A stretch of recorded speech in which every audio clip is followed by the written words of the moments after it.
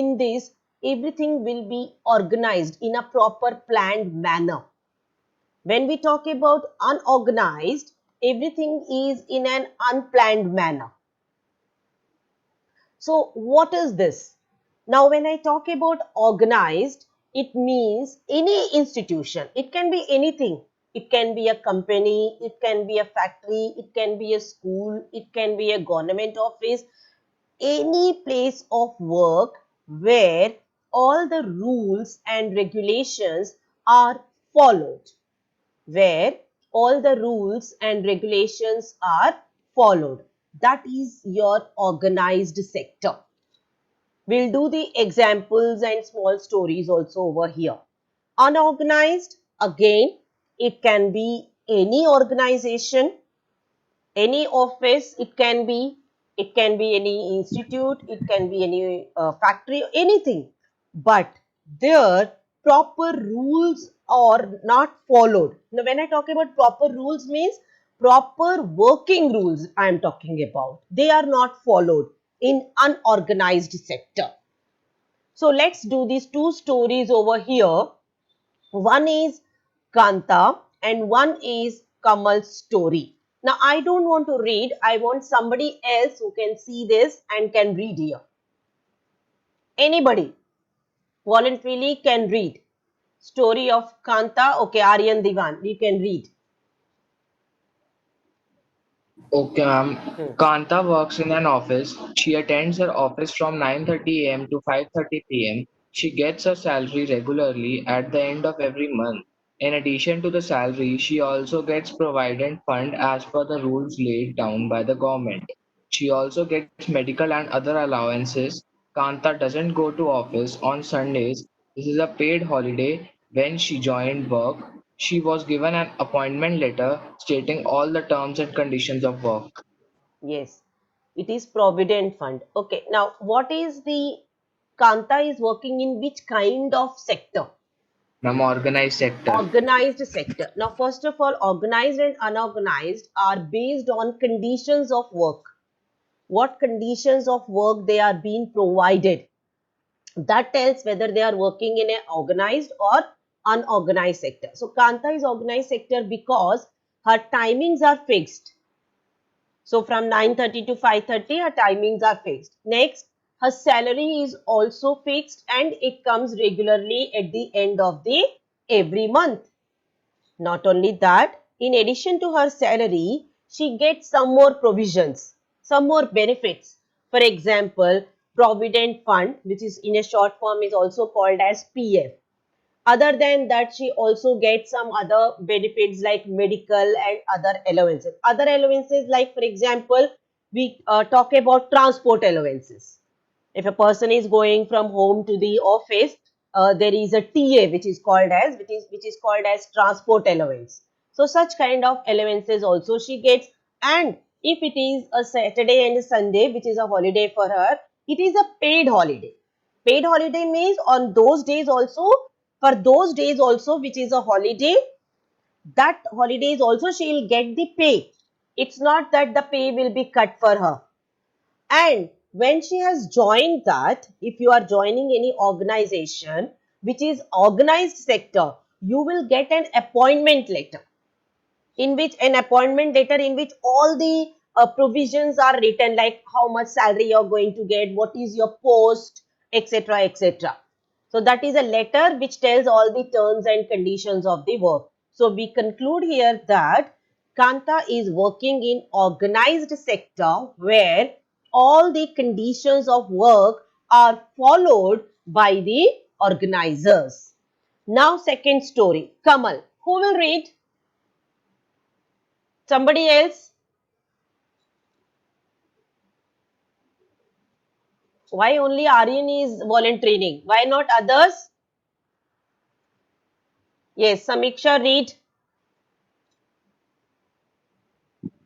Kamal is Kanta's neighbor. He is a daily wage laborer in a nearby grocery shop. He goes to the shop at 7:30 in the morning and works till 8 p.m. in the evening. He gets no other allowances apart from his wages.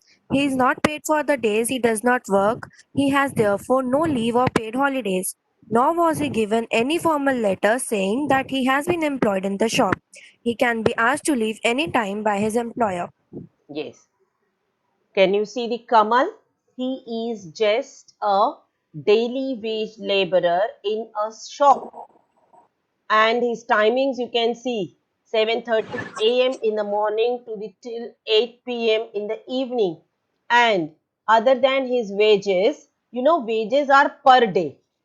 There is a difference between salary and wages. Salary is after every the month is gets over, you will get the salary. When I talk about the wages, it is per day wages the person gets.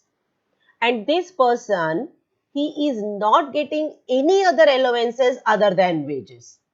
So he is not getting any TA, he is not getting any provident fund, etc. So nothing for him except his wages.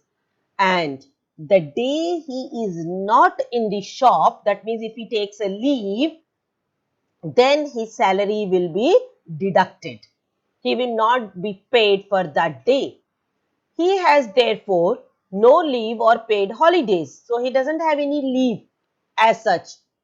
And now, was he given any formal letter?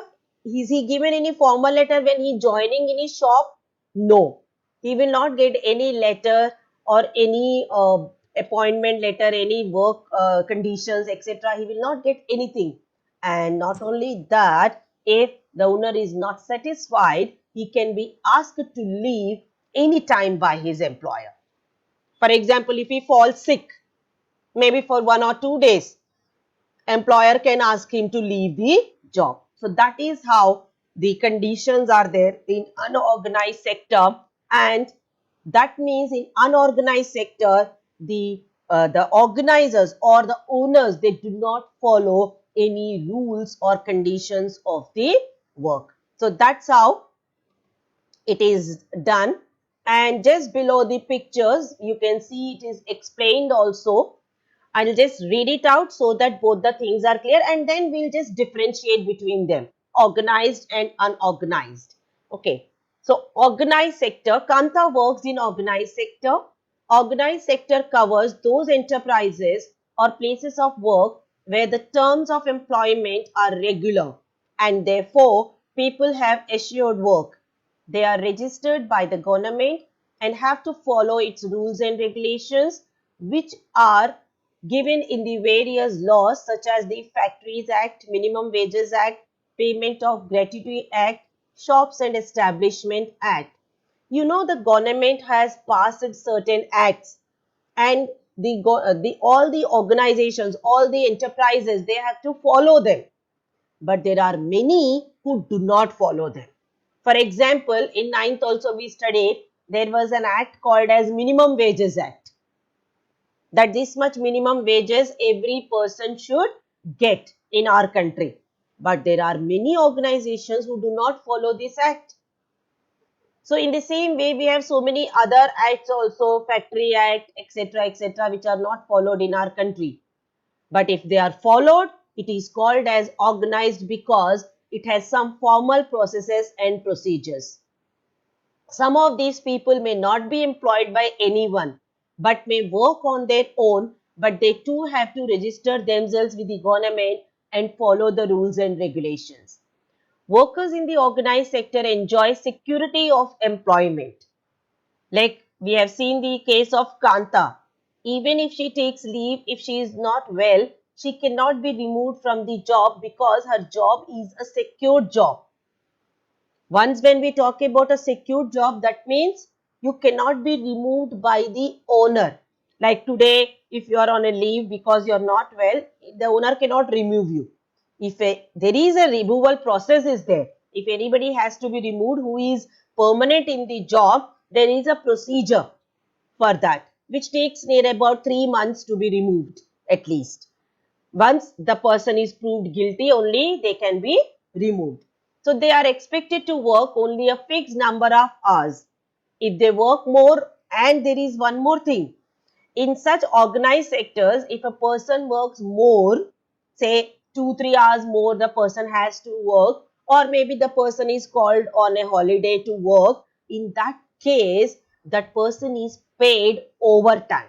by the employer. Overtime means extra work the person has done, sitting extra hours, so the person will be paid for that. They also get several other benefits from the employers. For example, what are these benefits? They get paid leave, payment during holidays, provident fund, gratuity, etc. They are supposed to get medical benefits under the laws. The factory manager has to ensure facilities, all the basic facilities like drinking water, safe working environment, all these should be there. And not only this, when the person retires, these workers also get the pensions. You ask your grandmothers or grandfathers who were working in the government sector earlier. Now they are retired, but I am sure they all must be getting pension. Every month in their account, automatically the government deposits some money. So that is the pension which they are getting every month. But this facility has been even removed by the government now. So the if you suppose if you grow up and get a government job, you will no more get the pension. This facility has been removed by the government. So we'll talk about this later, that why and all, etc. So coming to the unorganized sector, Kamal works in the unorganized sector. He is working in a small shop, which are even these scattered units, largely outside the control of the government. There are no rules and regulations followed over here. Jobs here are low paid and often not regular. Even the jobs are not regular over here. There is no provision for overtime. Paid leave, paid leaves are not there. Holiday is not there. Leave due to sickness is not there. So they will not get any payment if they are not well. Employment is not secure. They can be removed anytime. People can be asked to leave without any reason.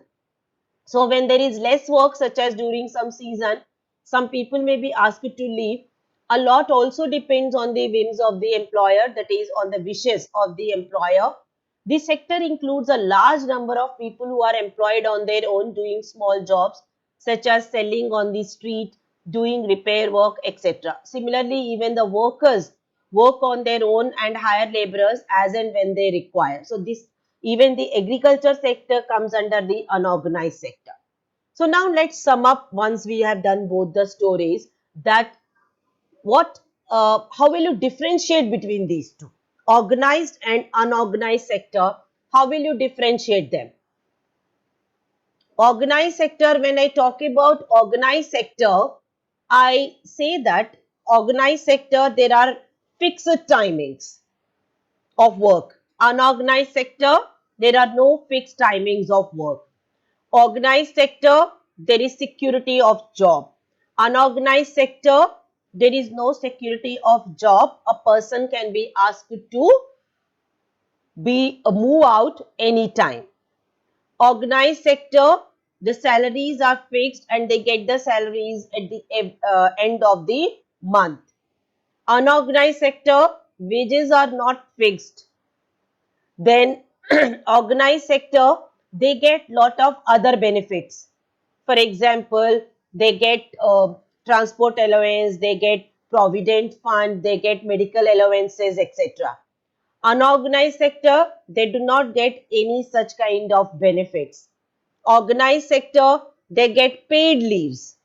Unorganized sector, there is no provision of any paid leaves. So I have given you few, almost 5. There are many you can make, and then you can write the differentiation between these two, which is very, very important. So let's do some exercises over here, which will make the things further very much clear to all of you. Some children are now also joining because today I didn't lock it. So that's the benefit they take. Now I logged. Okay.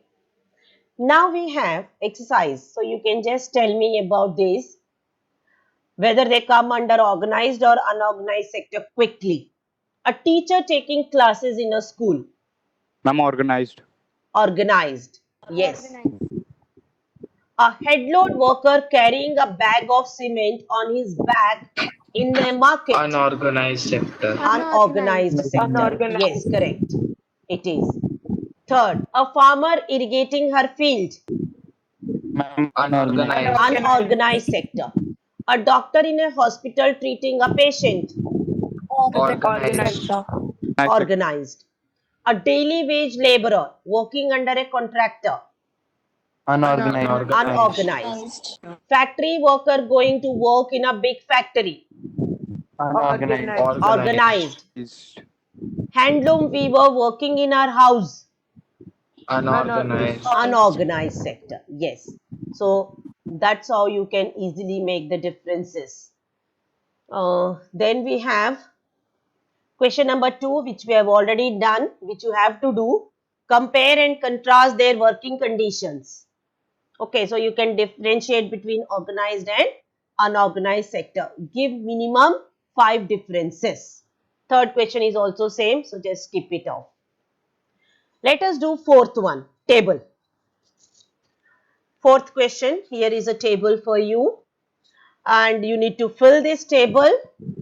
Okay, maybe you won't be able to calculate the percentage, but on the whole we can just see it. For the example, primary sector, in organized one, it is in millions, okay. So workers in different sectors, so 1 million. So in unorganized, how many will be there? 231. How many will be there? 231. 231. Yes, it's very clear. The total is given over there. Secondary sector, we have 41 million in organized sector and 74 million in unorganized sector, and total is 115. Tertiary sector, we have 40 in organized sector, 88 in unorganized sector, and total 172. And can you total it quickly? Organized, they have done 82.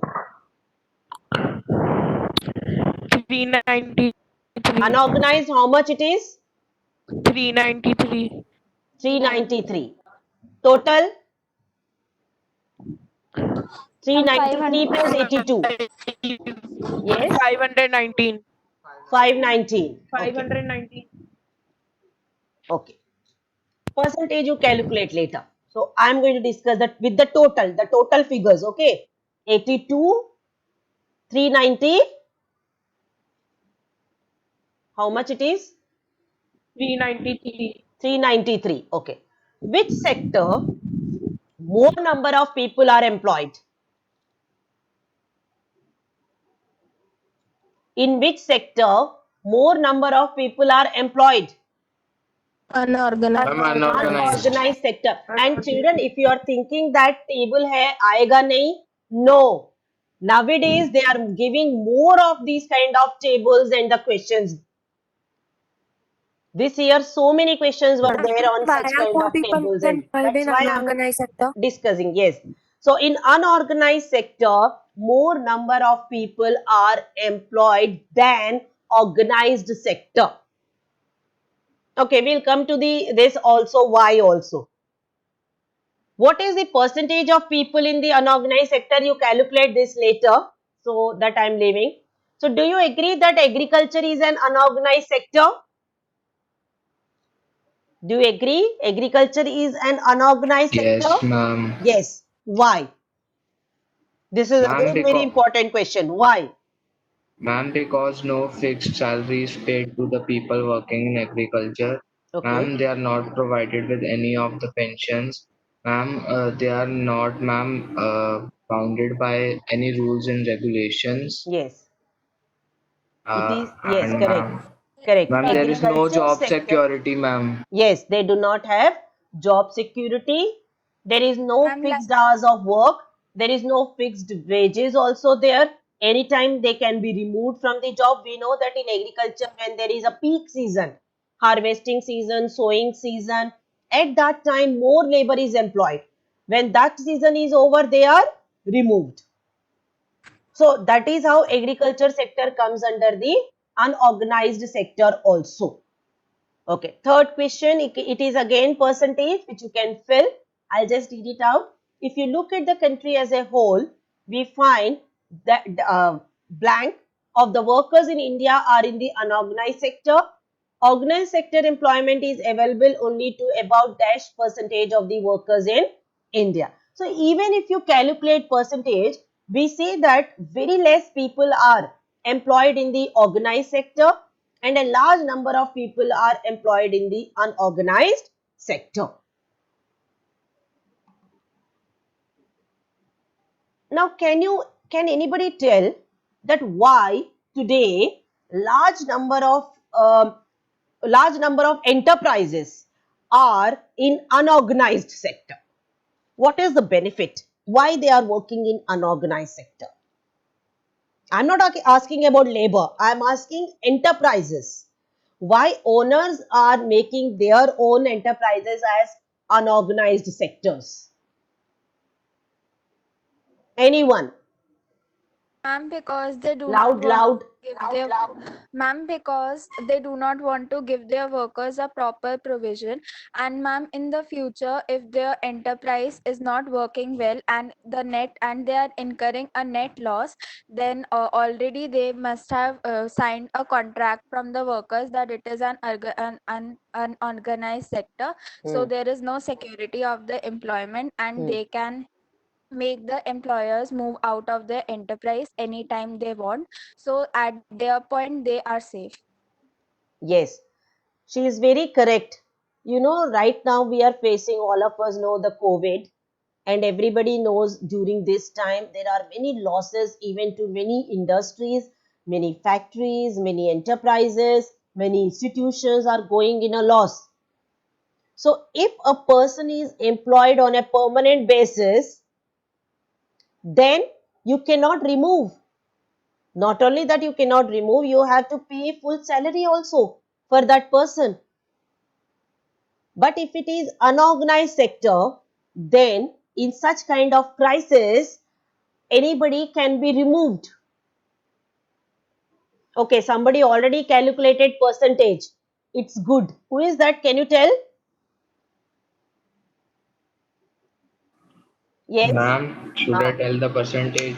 Yes, somebody calculated and they have writing in the chat box. I didn't Ma'am, see. percentage of people, ma'am, working in unorganized sector is, ma'am, 75.57. And ma'am, Okay, the percentage of people, ma'am, working in organized sector is, ma'am, 15 approx. approx 15. Okay, 15%. 75 and we take it as approx 15. Okay, so that way you can mark it over there, all of you. So unorganized sector, we can see more than 75% people working in the unorganized sector. So that's what we are discussing. That why mostly, like, it's very simple to understand. If you are the owner of a big any firm, any enterprise, you are the owner. Which kind of sector you would like to be? Like which kind of sector you want your enterprise to be? Ma'am, You are an organized. owner. Organized. Yes. I'm unorganized. Unorganized, because you are an owner. You get the benefit if your organization is working as unorganized, because then you can remove anybody. When if you are going in a loss, if your organization is going in a loss, you can remove anyone. In the same manner, if you are a worker, then think from that point of view. If you are a worker, you are a laborer, then you Ma'am, don't in need anybody as organized a laborer who sector. is working. Hmm. Organized. Yes, if Organized. like I am a teacher, I don't want to work in an institution where the rules are not followed, where the job security is not there. I am a worker and I would like to work in an organized sector where everything is organized. That is the meaning. Is it clear now? I think everybody is clear with this part, organized and unorganized sector. Now we come to the next part. I think we are left with some 2 minutes. It's okay. We'll start. No problem. And the monitors can mark attendance also. How to protect workers in the unorganized sector? How to protect workers in the unorganized sector? Now we have seen that there is no job security in the unorganized sector. But do you think that our government can do something so that these workers can be protected? because we see so many factories, so many industries today working as unorganized sector, and sometimes they are not given even proper wages. So do you think our government can do something for them? Yes. The government can set up certain laws so that they are not exploited. Samiksha, already laws are set up. The problem But ma'am, is, proper implementation is not yes, done. that proper implementation is not there and proper check is not there. Check. That means whether they are following or not. Suppose if they are not following, they should be given certain punishments for that. For example, if a factory is not following any such rules, then their license can be cancelled. So in or Okay, ma'am. if say I'm telling the difference. If suppose if there is two factories, one is not following, one is following. If one is following the laws, the rules, then that factory should be given some provisions. For example, cheaper electricity, cheaper water supply, etc. The other one which is not following, they should be dealt with the same manner. They should be given a higher rate for the electricity, etc. So in that way, the government has to come up with some of the schemes and see that those are followed, and not following means they should be given certain uh, punishments. Just yes, somebody raised your hand. I think Janvi. Ma'am, I raised. Yes, Yes, ma'am. Ma'am, also, ma'am, there shouldn't be any overlapping of the laws. Ma'am, like we studied last year, ma'am, that there are a lot of number of acts that have been passed by the yes, government, only yes, which the names are different, but the work and the principle which they are all based on, that is the same. So, ma'am, yes. instead of making so many laws, the laws are getting overlapped. So the government should rather force on the implementation of the laws for the development of the whole country. Yes, correct. Laws should be very clear, and there should be somebody who is implementing those laws, checking upon them, and they should not overlap. That means it's not that today they passed one law, tomorrow they pass another law, then third day another. So many laws will only confuse and only overlap each other, and nobody will follow them. So there should be very, very clear laws. And then taxes, we come to the taxes, which is most important part. If a factory, any enterprise is following the rules, that means their taxes can be reduced. If any organization is not following, their taxes should be increased. So that way we can do this part again, children, because now I have already done. We'll just go for a reading, and because the time is already over, so I'm stopping it. And in the next class we will discuss this again. So next class also will be an online class, so that we can discuss the rest of the part of the chapter. I think one more period will end up with this chapter. Okay, I hope the things are clear, and please do side by side. When I said do differentiation, please do it so that you don't pile up the work. So have a good day, students. Thank you, ma'am. Yes. Test will be on next Tuesday. Yes.